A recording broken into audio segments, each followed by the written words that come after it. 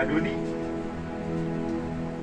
le résultant de l'Assemblée de province.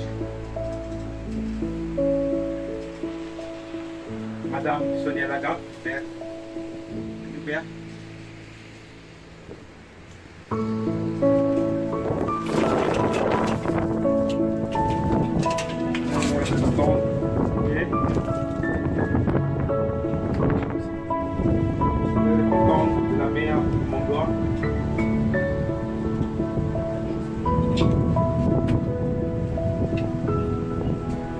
Madame Connie, notamment le président d'ANG, Monsieur Terriman, de m'avoir cédé la parole lors de cette journée historique qui s'agit de l'anniversaire de l'arrivée des premières Indonésiennes en Nouvelle-Calédonie.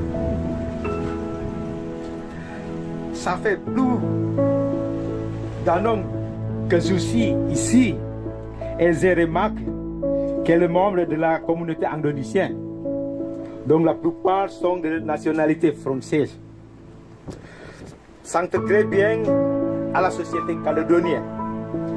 Cette intégration ne se fait pas que par les relations sociales, mais également par les liens du mariage avec ceux ou celles de l'ethnie européenne, mélanésienne, polynésienne, asiatique, d'autres ethnies qui existent en Nouvelle-Calédonie.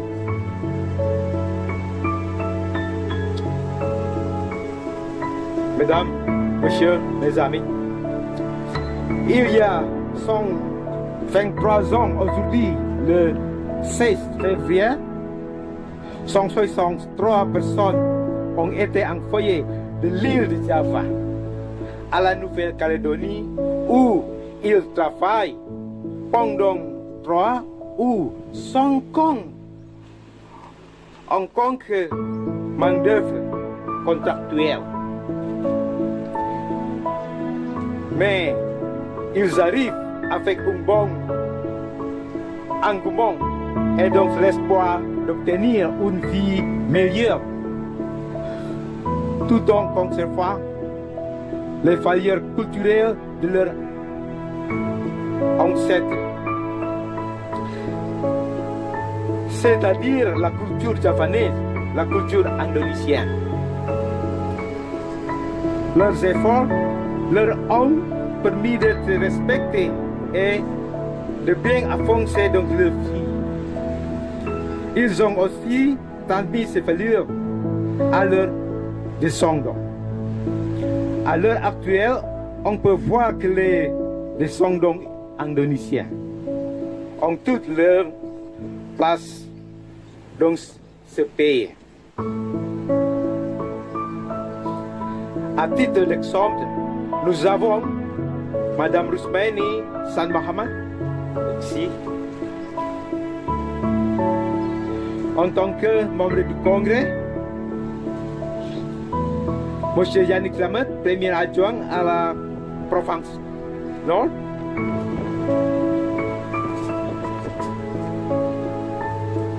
Madame Corinne, maire Lavoie. Ou encore Monsieur Johannes Bahono, artiste peintre très connu. Et il y en a encore beaucoup d'autres, y compris les personnages importants dans la communauté indonésienne. C'est le cas du président de l'ANC, M. Terriman. Mesdames, Messieurs, mes amis, en tant que nouveau venu, je suis très content de voir que mes amis de la diaspora indonésienne savent facilement s'adapter au mode de vie calédonien. Comme on dit chez nous, di mana bumi bijak, di situ langit dituju. L'équivalent de Aaron fait comme les Romains, mais que se traduit plutôt par savoir reconnaître et respecter la différence. La diversité pour rester un bon entendre et vivre côté à côté avec les autres ethnies en Nouvelle-Calédonie. Cela étant le reflet de notre devise Bineka Tunggal Ika, ou qu'on connaît maintenant en Nouvelle-Calédonie aussi, voir donc le monde entier, l'unité dans la diversité. Mesdames, Messieurs, la diaspora d'Indonésie, l'Annoncienne, vous et votre sémant parcours sur la trottoir est une trace réelle de la pression indonésienne dans le Pacifique Sud. En tant que représentant du gouvernement de la République d'Indonésie, dans ce pays, je vous adresse mes plus hautes appréciations pour cette commémoration de cette année. Enfin, nous remercions également les autorités et toutes les populations calédoniennes pour leur accueil. Nous espérons que ces relations puissent perdurer et se renforcer dans le futur, non seulement au niveau de la communauté, mais aussi entre nos deux pays dans plusieurs secteurs. Merci de votre attention. Merci infiniment. Olete Takat. Ici, dans cette baie de l'orphelinat, après avoir vécu un long périple d'1 mois en provenance de Batavia. Alors ce contingent marqua le début d'une longue période de migration qui s'est déroulée pour l'essentiel jusqu'au 9 juillet 1955, date du retour du dernier convoi rapatriant près de 600 personnes en Indonésie. Dans l'intervalle, à travers 87 convois organisés jusqu'en 1949, près de 20 000 Javanais sont venus travailler pour une période de durée variable et presque 15 000 sont retournés à Java au terme de leur contrat.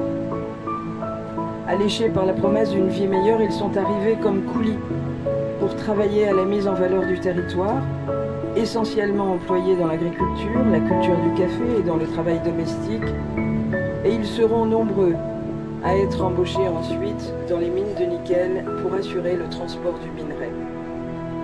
La vie de ces travailleurs a au départ été très dure, voire parfois inhumaine. Ils ont travaillé dans des conditions difficiles, horaires et rythmes de travail éprouvants, sévices corporels, il faut le dire ici, occasionnels et humiliations en tout genre furent leur lot quotidien pendant de nombreuses années. Ce n'est qu'après la Seconde Guerre mondiale que la situation des Javanais qui ont choisi de ne pas retourner en Indonésie va progressivement s'améliorer. Très vite, les Javanais vont devenir les plus appréciés des travailleurs immigrés sur le territoire pour leur ardeur à la tâche et leur goût du travail bien fait, leur sens de la discipline et de l'ordre. Ils vont donc rapidement devenir indispensables à l'économie locale grâce à leur savoir-faire. Au travers les vicissitudes d'une histoire douloureuse, la communauté indonésienne a fait souche et s'est progressivement intégrée à la vie économique, sociale, culturelle et politique de son pays d'accueil.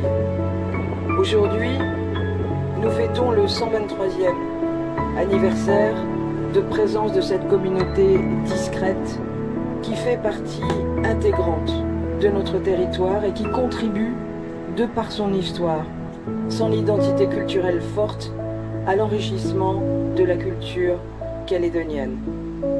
Cette histoire doit être partagée afin que les jeunes générations, descendants de ces travailleurs engagés, puissent se rappeler d'où ils viennent. C'est tout le sens aussi de cette cérémonie.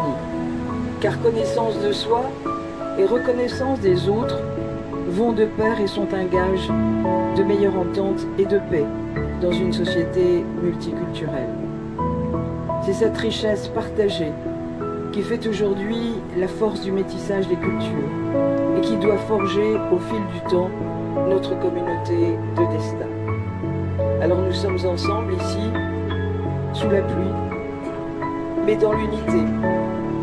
Alors continuons à construire ce pays en suivant un chemin qui est un chemin d'espoir et un chemin d'avenir, et qui est un chemin partagé. Terima kasih banyak.